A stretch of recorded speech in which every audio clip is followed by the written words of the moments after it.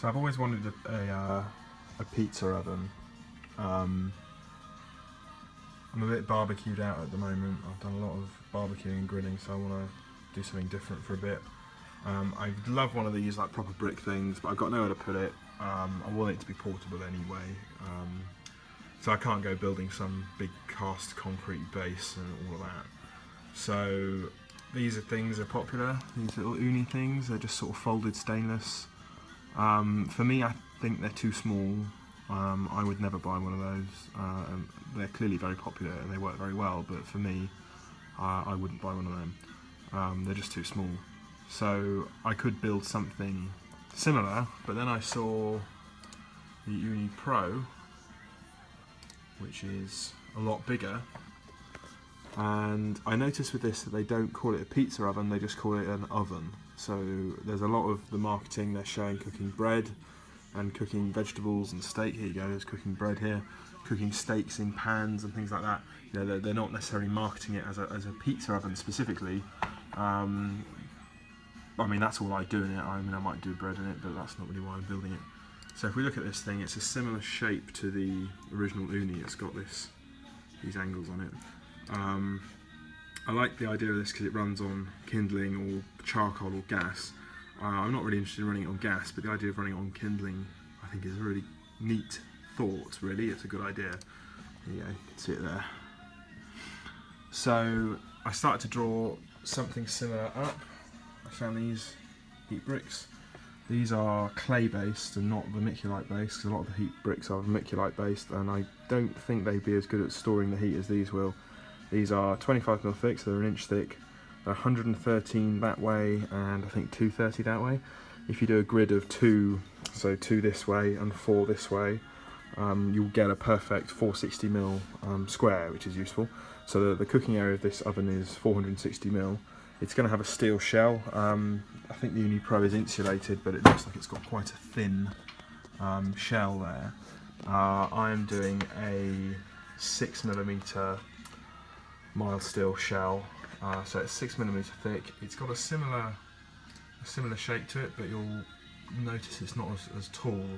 So if you imagine the heat bricks sort of come across here, up to about there where the mouse is, the height is nowhere near as big as the Uni Pro. That's purely because I don't really plan on cooking massive loaves of bread in there.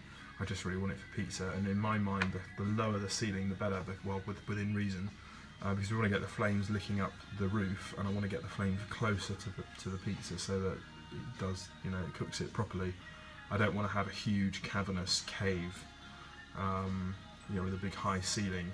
So what I'm going to do is similar to the Uni Pro. I'm going to run it on kindling, but I'm going to have at the back a kind of sunken box. So this will be on little legs, and then there'll be a box that hangs down that the kindling goes in. So at the back of the stone there'll be a kind of cliff edge, and there'll be a trough at the back with a door here, and I will probably, although I haven't really decided yet, probably taper it off here and have a door and then a chimney there with its legs. So it will look similar, but I think there's only a certain number of ways you can really achieve this sort of thing.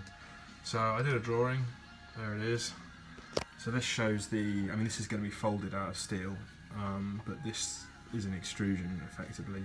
So this shows the section of the extrusion, so we've got the heights, the radiuses, the angles, the widths of everything, and the fact that it's 6mm mild steel, a little isometric drawing there so that the person folding it knows what it's going to look like, and the length of the extrusion, which is 580, and some stuff here.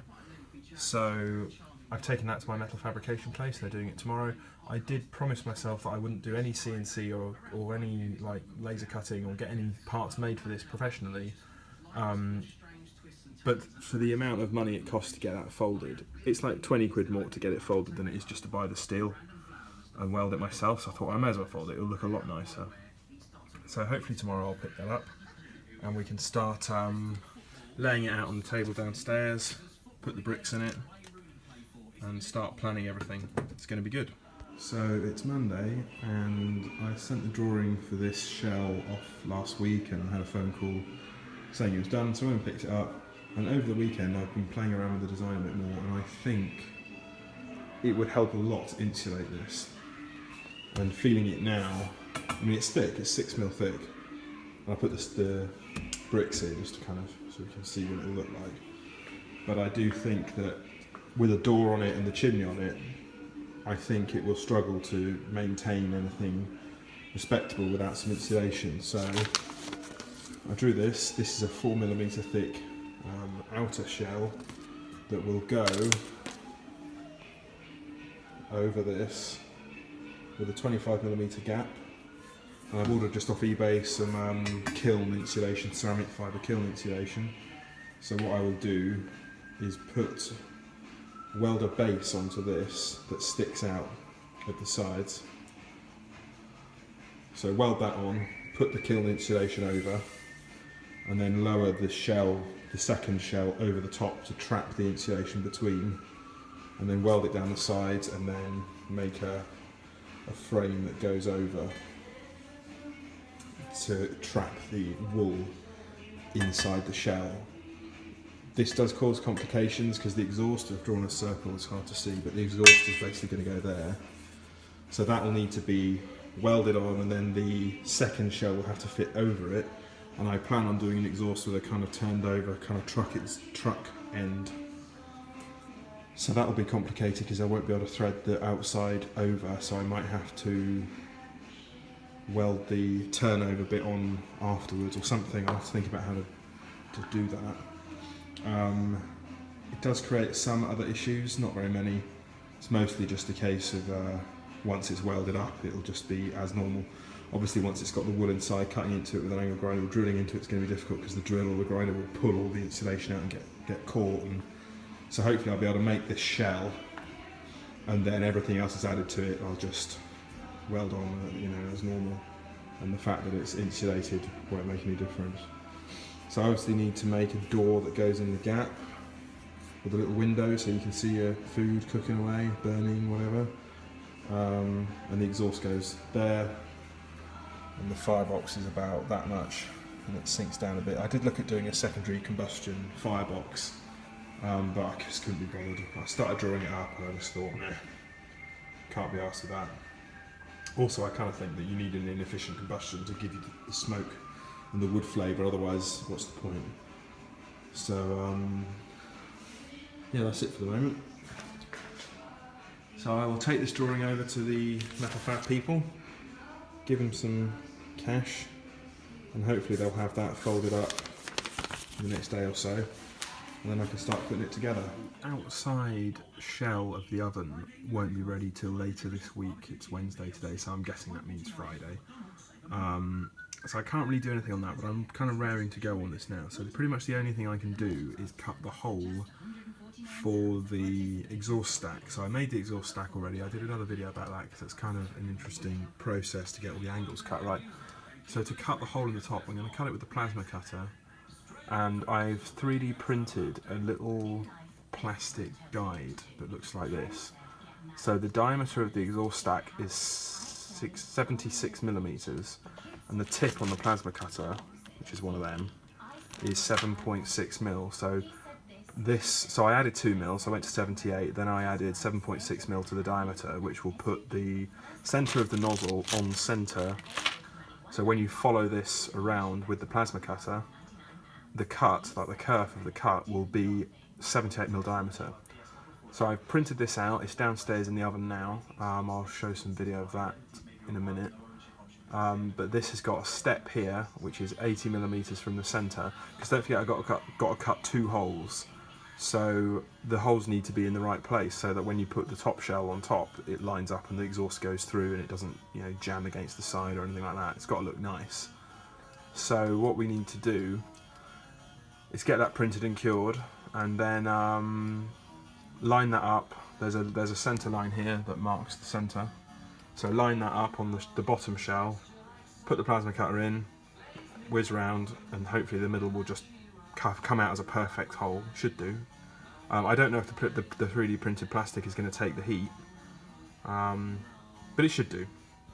So anyway, in a minute the plastic will be cured. Doesn't take long in the oven.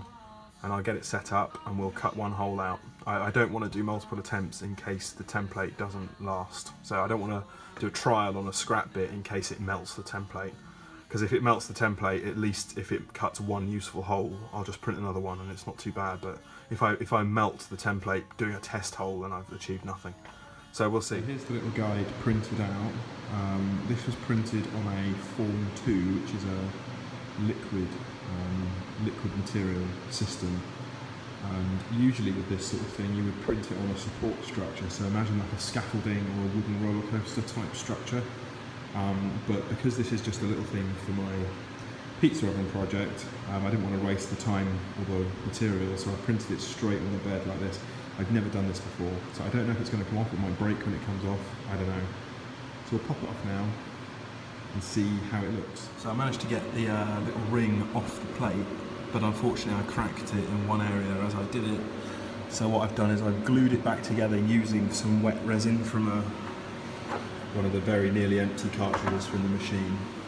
So now it's in the UV oven, and I put a piece of office paper in to cut the UV power down so it doesn't warp, because these thin flat things tend to go a bit bendy if you cure them too quick. So hopefully in a minute that'll be done, if the paper doesn't catch fire first, and we'll see if it fits, and then we can cut a hole, and hopefully the plastic will be able to deal with the plasma cutting. Right, there it is. Obviously this is a lot bigger than the exhaust pipe to account for the kerf of the diameter of the nozzle on the plasma cutter. So all we have to do now is grab the plasma torch and just follow it around. You don't have to push very hard, but obviously this is a 3D printed plastic part. It's not a durable resin. They do make a durable and a high temp resin for this machine. This is just a general purpose plastic. It wouldn't surprise me if it melted or if it broke, but it's an experiment. So there's a little alignment thing there. So you line the line up with the dot, put some clamps on it. I'm going to get a magic arm to hold the camera up so that it can film it cut. So it'll be interesting to film that. So I'll set that up and I'll stick my ear defenders and the glasses on and we'll cut it out. It's exciting.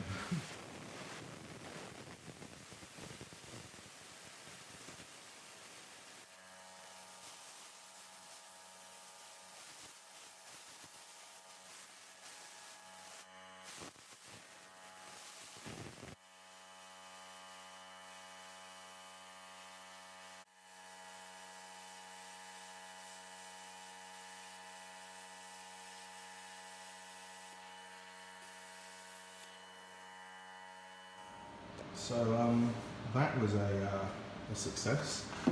The plasma torch slides along and it gets a bit stuck every now and again. I don't know if there's some kind of like grease, like high temperature grease that you could smear on the part to help the torch slide along. I'm not sure, I'll have to Google for that. But the 3D printed guide has done a great job. Ta-da! And it's fine. I mean, you could probably cut maybe 10 or 20 holes with that. It's not even warm. So we'll put this gently somewhere so that I don't lose it, because we've got to use that again. So I guess the real test is if the tube fits in, and it does. Now there is a bit of a gap. That was intentional. I left a 2mm gap. But the important thing is it's neat. It's in the right place. So that's pretty much all I can do now. I was thinking I might use this bit of offcut to make a heat baffle for the back, which I'll have a look at, but I might not do that today. So I've just got to wait now until the metal workers bend the outer shell. The insulation's arrived, that came today. So I'm hoping we can blitz this out in the next week or so, but for now, that's pretty much it.